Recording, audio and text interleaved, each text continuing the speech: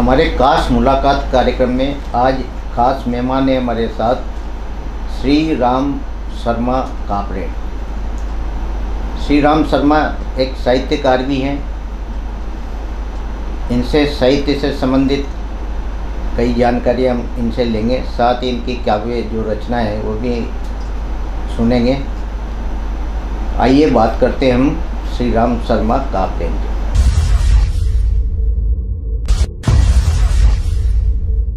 श्री राम शर्मा जी, आपका हमारे स्टूडियो में बहुत बहुत स्वागत है। धन्यवाद।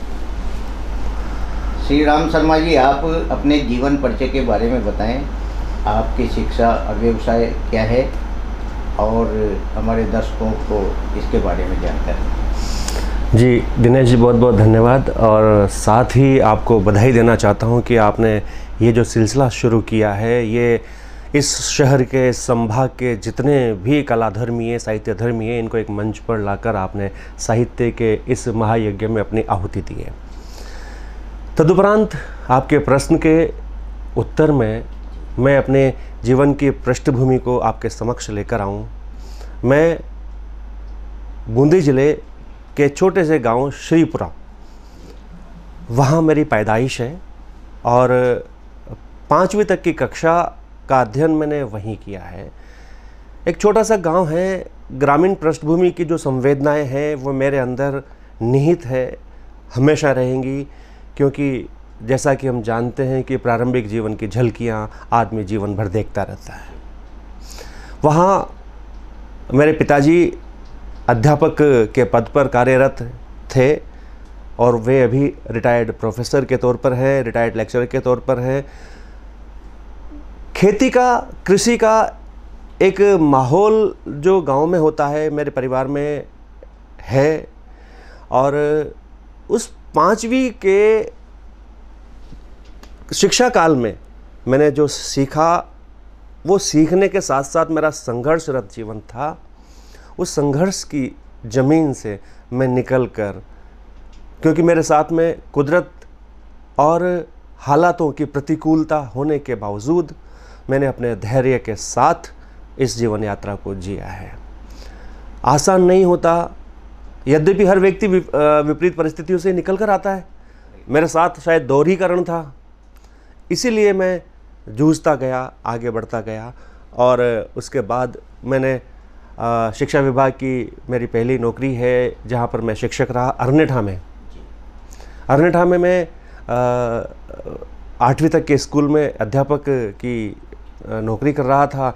इसी बीच मैंने दूसरी RPSC फाइट की और उसके बाद में, चूँकि नर्सिंग का बैकग्राउंड था मेरा, तो अभी वर्तमान में मैं गवर्नमेंट मेडिकल कॉलेज में हॉस्पिटल जो संलग्न है उसमें नर्सिंग ऑफिसर के पद पर काम कर रहा हूँ।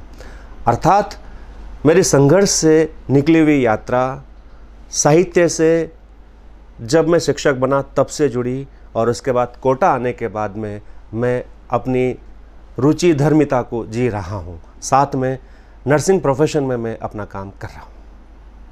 श्री राम शर्मा जी, आपने काव्य लेखन कब से आरंभ किया और इसके पीछे प्रेरणा स्रोत कौन रहे? देखिएगा, मैथिली शरण गुप्त ने कहा है कि केवल मनोरंजन ही नहीं कवि का कर्म होना चाहिए, उसमें उपदेश का भी मर्म होना चाहिए।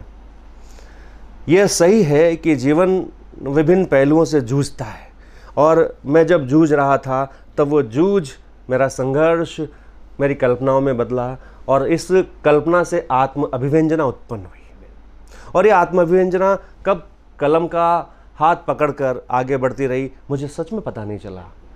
लेकिन जब मैं जयपुर में नर्सिंग प्रोफेशन की ट्रेनिंग के दौरान था, वहाँ से मैंने मेरी नाट्य धर्मिता को जिया और मैं मंच पर, रविंद्र मंच और जवाहर कला केंद्र पर, वहाँ पर अभिनय के तौर पर जुड़ता गया। कुछ कविताएं वहाँ छुटपुट लिखता रहा और उसके बाद में मैं इस अनवरत यात्रा से अभी तक जुड़ा हुआ हूँ। कई लोग मेरी प्रेरणा में रहे हैं, जैसे मैथिली शरण गुप्त है अपने, और निराला की जो महाप्राणिता है वो मेरी सच में प्रेरणा का एक स्रोत है। श्री राम जी, हाड़ौती में भी कई वरिष्ठ साहित्यकार हैं, उनका भी आपके जीवन पर कुछ प्रभाव पड़ा? निश्चित निश्चित, जैसा कि मैंने कहा मेरी पृष्ठभूमि ग्रामीण है और गांव से उपजी हुई जो प्रेरणा है वो, जैसे अपन कैलाश जी सांकला है, और जब मैं कोटा में यहाँ आता हूँ विजय जी जोशी गद्यकार है, जितेंद्र जी निर्मोही हैं, और अन्य हाड़ौती के जितने भी कलमकार हैं, सबका कहीं न कहीं एक प्रेरणा पुंज मेरे अंदर निहित है। ये लोग ऐसे लोग हैं जो दूसरे को प्रेरणा भी देते हैं, साथ में हाथ भी थामते हैं। ये ऐसे लोग हैं जो आपको लिखने के लिए प्रेरणा भी देते हैं। तो इन सब का हमारी इस हाड़ौती के काव्य क्षेत्र में अपूर्णीय योगदान है। श्री राम जी, साहित्य सृजन की कौन सी विधा में आपने लिखा और कितना लिखा? जी जी जी बिल्कुल, आपका ये सवाल निश्चित रूप से अंडरलाइन करने वाला है। जब मेरे साहित्यिक यात्रा को मैं एक बार विहंगम दृष्टि से देखता हूँ, तो इस विहंगम दृष्टि में मेरी जो प्रिय विधा रही है वो रही है नाटक विधा। जैसा कि मैंने कहा, मैं मंच से भी जुड़ा हुआ हूँ, और यदि पूर्ण रूप से लेखन कहूँ तो मैं नाटक विधा में अपनी पूर्णता की ओर अग्रसर एक कदम उठाकर चलने की कोशिश में हूँ। पूर्ण कोई नहीं होता, पूर्ण ब्रह्म है केवल, लेकिन इस प्रयास में मैं ये चाहता हूँ कि हमारे साहित्य की ये विधा जो कम हो रही है, कम लिखी गई है, और रंगमंच चूँकि धुंधला रहा है, इसके संदर्भ में मैं काम करता रहूँ। और इसी संदर्भ में मैंने यहाँ कोटा में आने के बाद कई मंचों से अभिनय के साथ कई बड़े बड़े लेखकों के नाटकों को खेला है, पढ़ा है, और उसके बाद फिर मैंने लिखना शुरू किया। तो मेरे कई नाटकों की एक श्रृंखला के तौर पर कुछ पुस्तकें मौजूद हैं, और उन पुस्तकों में मैंने अपने नाट्य धर्मिता को जिया है। श्री राम जी, आपने जो नाट्य विधा चुनी, आज नाट्य विधा पर बहुत कम लिखा जाता है, तो इस मतलब नाट्य विधा में ऐसी क्या विधा आपने उसमें लिखी? देखिए, जब व्यक्ति अपनी आँखों से नहीं देख के आत्मा की आँखों से देखने लग जाता है ना, तो परिदृश्य में देखता है। कोटा में जैसा कि हम सब जानते हैं शिक्षा नगरी है, और शिक्षा में जिस प्रकार का माहौल यहाँ का बना है, वो माहौल कहीं न कहीं अवसाद का केंद्र था। और निर्माण के साथ साथ यदि व्यक्ति तनाव में जाता है, तब एक साहित्यकार, एक कलमकार की जिम्मेदारी बनती है कि उन बच्चों को प्रोत्साहित करके प्रेरणा दें। मैंने बच्चों के कोचिंग के दौरान होने वाले सुसाइडल अटैम्प्ट को अपनी पहले नाटक की अधूरी रखी, और मेरा पूर्ण नाटक कुकर फट सकता है मैंने लिखा। कुकर फट सकता का संदर्भ ये है कि इसमें ज़्यादा प्रेशर से बच्चा अपने जीवन को नाश के कगार पर ले जा सकता है। तो कुकर फट सकता है में मैंने बच्चों की आत्महत्या की बढ़ती हुई प्रवृत्ति पर अंडरलाइन करते हुए एक कथा में पिरो के एक नाटक लिखा, और जिसके मंचन यहाँ कोटा में कई जगह हुए हैं, और उस नाटक को मैंने किताब के रूप में भी रखा है। श्री राम जी, आपने काव्य रचना भी लिखी जी, तो हमारे दर्शकों को सुनाएं। जी जी बिल्कुल। किसी को खिला कर जब कहीं पर देखता हूँ मैं, हंसी में झिल मिलाकर रब उतरता देखता हूँ मैं। नयन का नीर चरणामृत मुहब्बत की अजाने हो, चलो उस प्यार को मजहब बना कर देखता हूँ मैं। चलो उस प्यार को मजहब बना कर देखता हूँ मैं। ये अपने समरसता की कुछ पंक्तियाँ मैंने आपके समक्ष रखी।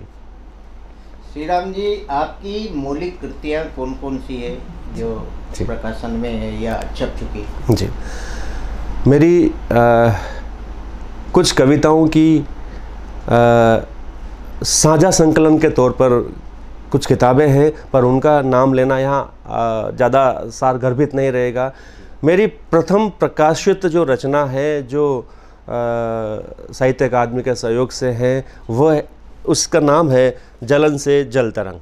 अगर आप इजाज़त दें तो मैं उसमें से कुछ पंक्तियाँ जो है आपको अवश्य सुनाना चाहूँगा कि पीर जब भी दिखे तो लिखें कम से कम, फ़र्ज़ ये तो कलम का रहे कम से कम, फ़र्ज़ ये तो कलम का रहे कम से कम, बेबसी मुफलिसी पर न खामोश हो, हक जो इनका है वो तो मिले कम से कम, वो तो मिले कम से कम। प्रेम की तो बड़ी ही कमी आ गई है, प्रेम की तो बड़ी ही कमी आ गई है, आपके तो दिलों में बसे कम से कम, बसे कम से कम। भेड़ सा चल रहा है यहाँ आदमी, भेड़ सा चल रहा है यहाँ आदमी, रोशनी में उसे लाइए कम से कम, कम से कम। पीढ़ियों से चुकाता रहा कर्ज वो, पीढ़ियों से चुकाता रहा कर्ज वो, शेष कितना बचा बोलिए कम से कम, बोलिए कम से कम। इस किताब से 4 पंक्तियाँ मैंने आपके समक्ष रखने की कोशिश की है। बहुत सुंदर रचना थी जी। श्री राम जी। श्री राम जी, आप चिकित्सा व्यवसाय से जुड़े एक व्यस्त कार्यक्रम में रहते हैं, जनता की सेवा से जुड़ा भी आपकी वह कार्य है। किस तरह आप साहित्य लेखन के लिए समय निकाल पाते होंगे? जी, निश्चित है कि सभी के पास में 24 घंटे होते हैं और यह भी तय है कि हमारे चिकित्सा विभाग में ड्यूटीज़ में अप एंड डाउन्स होते रहते हैं, एक समानांतर ड्यूटीज़ होती नहीं है। इसी बीच में ही कहीं ज़िंदगी होती है। और जैसा कि कहा जाता है कि आपके अकाउंट में कितना मनी है ये कोई नहीं देखता, आपका मन किस दिशा में ये सब देखते हैं।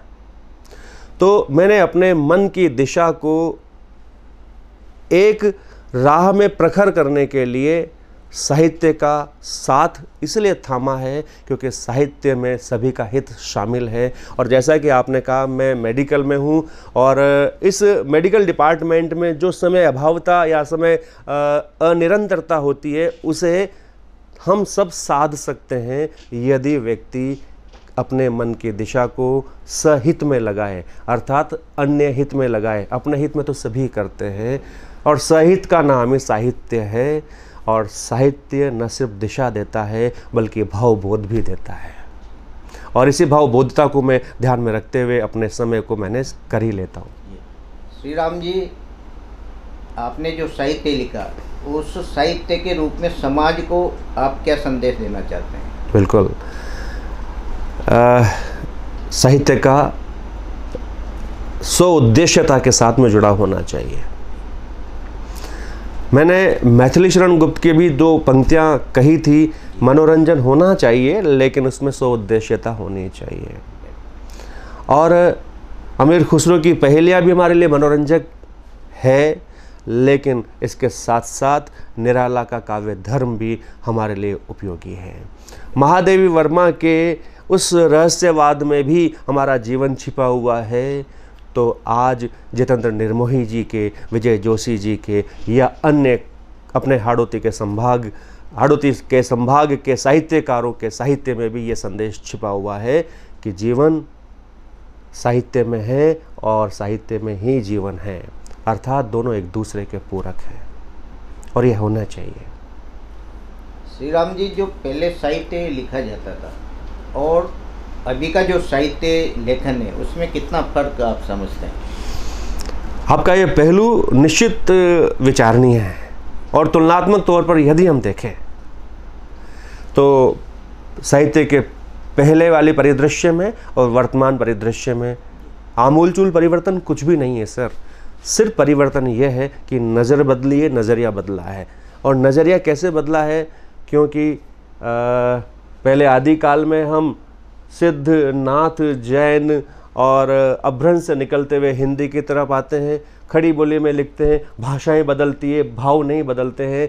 वर्तमान समाज में कबीर भी उपयोगी है तो अमीर खुसरो भी उपयोगी है और आदि काल में से निकलकर जब भक्ति काल में आते हैं तो तुलसीदास जी भी उपयोगी हैं। हमारे पास में रीतिकालिक जो श्रृंगार पद्धतियाँ थी वो आधुनिक में बिल्कुल उपयोगी नहीं है क्योंकि श्रृंगारिकता से मनोवैज्ञानिकता नहीं जुड़ती है।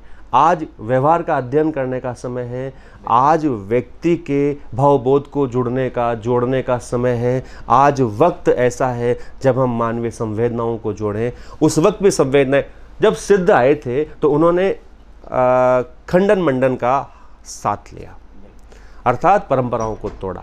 और ऐसा कहा जाता है कि परंपराओं को तोड़ने वाला व्यक्ति पैगंबर हो जाता है। नाथों की नीरसता के बाद कबीर क्यों आया? क्योंकि कबीर ने समाज के सभी छेदों में से अर्थात सभी कमियों में से सरसता ढूंढी। कबीर हमेशा शाश्वत। अब वर्तमान में कबीर की आवश्यकता चाहे हो या ना हो, लेकिन कबीर के दर्शन की आवश्यकता है। श्री राम जी, आपकी आपको कोई पुरस्कार या कोई बड़ी उपलब्धि हो तो हमारे दर्शकों को बताएं। देखिए, पुरस्कार मिलना व्यक्ति के लिए प्रेरणा की एक ज़मीन होती है। पुरस्कार के लिए लिखा जाए, हमारे काव्य शास्त्र में कहा जाता है यशस्े अर्थ कीर्ते, या तो यश के लिए या फिर अर्थ के लिए या फिर कीर्ति के लिए साहित्य लिखा जाए, ये ज़रूरी नहीं है। लेकिन इसके बाद में आपको क्या मिलता है ये आपको प्रेरणा अवश्य देता है। मेरे एक नाटक पर राष्ट्रीय स्तर का जो मोहन राकेश नाट्य सम्मान है वो प्राप्त हुआ है पिछले साल, दिल्ली गवर्नमेंट के द्वारा दिया गया है, जिसमें राशि कितनी मिली है महत्वपूर्ण नहीं है, लेकिन मेरे नाटक को वहाँ पर न सिर्फ सराहा गया। और मैं आपको एक चीज़ बताऊं दिनेश सर, यदि कोई कृति मंच पर जाती है तब आपकी रचना की सफलता उसमें देखी जाती है। मेरा नाटक जिसका नाम है धनपति नवाब से प्रेम, दिल्ली के बड़े मंच पर मंचित किया गया, एक अच्छे एनएसडी के कलाकारों के द्वारा मंचित किया गया। और एक लेखक के सामने जब रचना प्रस्तुत की जाती है तो ऐसा लगता है कि उसका बच्चा खेल रहा है सामने। अर्थात मोहन राकेश नाट्य सम्मान मेरे नज़र में एक गरिमामय, बाकी अन्य जो है वो सभी निश्चित है, मैं सबका सम्मान मेरे मन में है और उस सम्मान की कद्र मैं करता हूँ, लेकिन मोहन राकेश नाट्य सम्मान मेरे लिए आज भी एक मील का पत्थर है मेरे जीवन में। जी श्री राम जी, आज जो साहित्य में फूहड़ता नज़र आती है, इस फूहड़ता के पीछे आज साहित्यकारों की क्या भूमिका है? सर, फूहड़ता का दृष्टिकोण बदलना होगा। आप फूहड़ता नहीं कह सकते उसे। आज फूहड़ता जिसको आप कह रहे हैं यह समसामयिकता है। आज यथार्थवाद में लिखा जा रहा है। आपको पता है कि प्रेमचंद ने सबसे पहले आदर्शवादिता का हाथ पकड़ा, लेकिन समझ में आ गया उसको 35-36 के आसपास प्रेमचंद जी ने बिल्कुल क्लियर कर दिया कि मुझे अब यथार्थवादी होना है। फूहड़ता यथार्थवाद का आधार है। साहित्य में उसी दृष्टि से हमें देखना होगा। समकालीन काव्य को यदि हम देखें तो समकालीन काव्य में जो यथार्थवादी काव्य है वो एक सत्य को उकेरता है। यदि सामने जो दिख रहा है उसे हम नहीं लिखेंगे तो कौन लिखेगा? मेरी बात सुनो, क्या गंदगी में पर्दा डालना उचित है? नहीं है। पर्दा डालना उचित नहीं है। गंदगी को देखकर समाज में मैसेज देना जरूरी है कि ये चीज़ें हैं और इसे सुधारा जाए कि नहीं सुधारा जाए, लेकिन वर्तमान पीढ़ी को साथ लिए बिना आप आगे नहीं बढ़ सकते। आप फिल्मों की फूहड़ता की बात कर रहे हैं या साहित्य की फूहड़ता की बात कर रहे हैं, बात कहीं पर भी हो, लेकिन फूहड़ता एक अपना एक रंग है। वहाँ पर नग्नता को यदि आप नहीं देख रहे हैं, सुधारने की कोशिश कर रहे हैं, तो पहले आप अपने खुद के अंदर के विचारों को, क्योंकि वक्त के साथ में बदलना भी साहित्य होता है। वक्त के साथ में यदि आप साहित्य नहीं बदलेगा तो नई पीढ़ी से कट जाता है। फूहड़ता जिस संदर्भ में आप देख रहे हैं वैचारिक आधुनिकता का परिणाम हो सकता है। आज आधुनिकता नहीं, उत्तर आधुनिकता का दौर है साहब। आज ऐसा दौर है जब ये सब चीज़ें साथ चलेंगी, जहाँ पर पुराने जितने भी मान्यताएं हैं, पाखंड है, सबको तोड़ा जा रहा है, जो कि आवश्यक भी है। श्री राम जी, पहले जो फिल्मों में जो साहित्यकारों ने रचनाएं लिखी और वो फिल्मी गीत गाए गए आज जीवंत है, तो ऐसा साहित्य आज आपके हिसाब से आना चाहिए? निश्चित है, निश्चित है। देखो, जीवन का मूल मंत्र है सरसता। यदि सरसता नहीं है तो जीवन नीरस हो जाता है। पुराने गीतों में सरसता ढूंढना अपना एक दृष्टिकोण हो सकता है, पुराने साहित्य में ढूंढना अलग दृष्टिकोण हो सकता है, लेकिन वर्तमान जीवन में इन सभी जो विपरीत परिस्थितियां हैं उन परिस्थितियों के साथ में ही सरसता बना के रखनी पड़ेगी। आपको क्या लगता है कि ये जो OTT प्लेटफॉर्म आया है जहाँ पर आप कह रहे हैं फूहड़ता और गालीबाजी है, तो आप इसे हटा सकते हो? नहीं हटा सकते। साहित्य नहीं हटा सकता, कोई भी नहीं हटा सकता, क्योंकि ये बहता हुआ पानी है और किस दिशा में पानी घूम रहा है ये समाज के कर्णधार निर्धारित नहीं कर सकते। वो निर्धारित कौन करता है? वो करता है आने वाला ब्लड। नई पीढ़ी को नियंत्रित करना अब आपके वश की बात नहीं है। ये उत्तर आधुनिकवाद में चले गए हैं। अब आपका पारिवारिक तौर पर यह निर्णय बचता है कि इन पीढ़ी में चलने वालों को संस्कार दिए जाएं। संस्कार इनके अनुसार होंगे, अपने हिसाब से नहीं होंगे। अब हमें सुधरना होगा, हमें सुधारना होगा। हमारी पुरातन जो मान्यताएं हैं उनको तोड़कर इनके साथ चलना होगा। ये थे हमारे साथ साहित्यकार श्री राम शर्मा कापरे। इन्होंने साहित्य के क्षेत्र से जुड़ी बातें समाज तक पहुंचाई और साथ ही इनका लेखन निरंतर जारी रहेगा और समाज के लिए उपदेशपरक रहेगा। ये हमारे स्टूडियो में पधारे। बहुत बहुत धन्यवाद सर। बहुत